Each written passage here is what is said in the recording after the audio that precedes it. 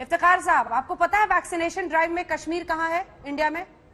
Vaccination जो Covid का लगना था उसमें कश्मीर कहाँ है? अंजना जी, हम आपकी बहुत इज्जत करते हैं क्योंकि आप देश की बात रखते हैं, लोगों की बात रखते हैं। आप एक सवाल इनसे पूछिए। मेरे सवाल का पहले जवाब दीजिए, फिर मैं पूछूंगी सर। मुझे बस एक सेकंड सर, मुझे बस एक सेकंड। तमाम राज्य पीछे छूट गए। 45+ के वैक्सीनेशन में सबसे आगे है। 2/3 से ज्यादा लोगों का वैक्सीनेशन मई के महीने में ही पूरा कर लिया गया था। आपको पता है किस तरह से वैक्सीनेशन का पूरा ड्राइव वहां पर सक्सेसफुली चला है? क्या ये ऐसी बातें नहीं है जिस पर खुश होना चाहिए? फारूक रंजू शाह साहब, उसके बाद आप सवाल पूछेगा उनसे। फारूक रंजू शाह साहब, बैठक में क्या हो रहा है? क्या उम्मीदें हैं आपकी?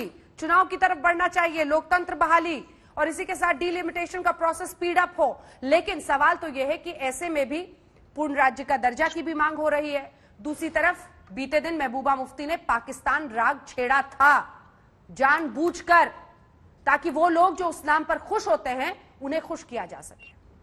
देखिए, मैं आपको ये बताऊं जरूर कि ये जो इस वक्त बहुत जबरदस्त कश्मीर में अथल पुथल सी होगी अचानक, ये जो समझो जैसे जख्मों की सालगिरह हो रही है। 26 जून याद रखे, ये हिस्ट्री का वो दिन भी है।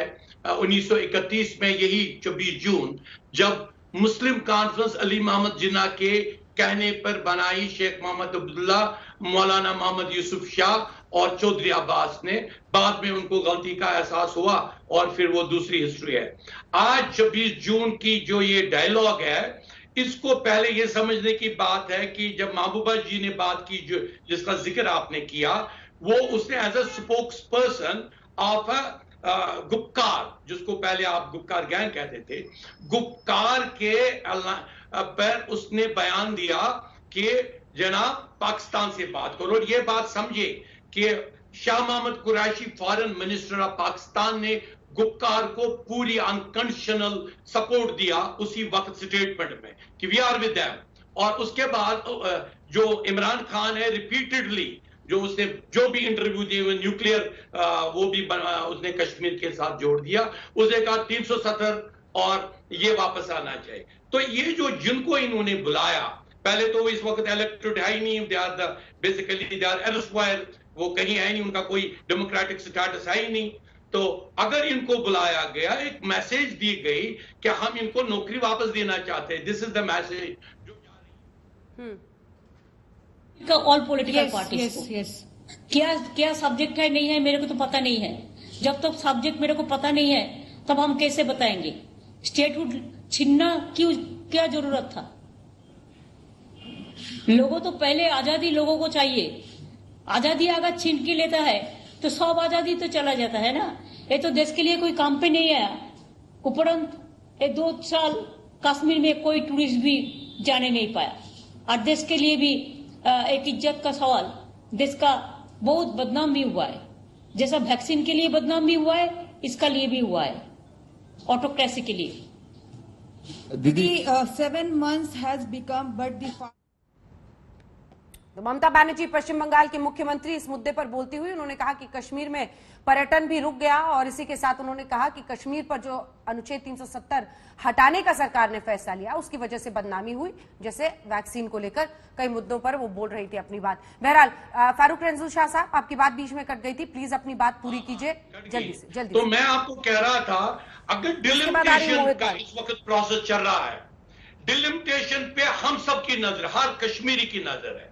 हम कश्मीरी का जो स्ट्रेटेजिक पार्ट था हमारा, जिसको आप लोग भी चैनल्स पे चाइना पाकिस्तान कॉरिडोर कहते हैं, ये हमारा कश्मीर का सिल्क रूट है, हमारा शाहराह इब्राहिम है। ये यहाँ पे बहुत शिया आबादी फंसी हुई है, वहां पे गिलगित में और बल्तिस्तान में, अस्करदू में हमारे सूफी हनफी मेजॉरिटी वहां पे है। ताशकंद बॉर्डर खंजरी पास में वो जो काशगर बॉर्डर पे है। तो मुझे ये बताएं, अगर ये डिलिमिटेशन को करना है, दे शुड, वो उनको चाहिए कि हमें बराबर सीटें दे दे, सारी सीटें दे दे, जो अनफिल्ड सीट्स है वो हम नॉमिनेशन से यहां भरवाएं।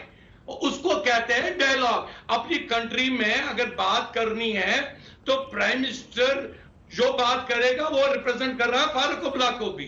फारूक अब्दुल्ला आज नहीं कह रहा है कि जो उसने लास्ट टाइम कहा कि भाई उनका सपोर्ट करो जी, जो दाश है, जो ISIS है, बच्चे हैं अपने, वो मेरे ख्याल में वो वक्त गुजर गया।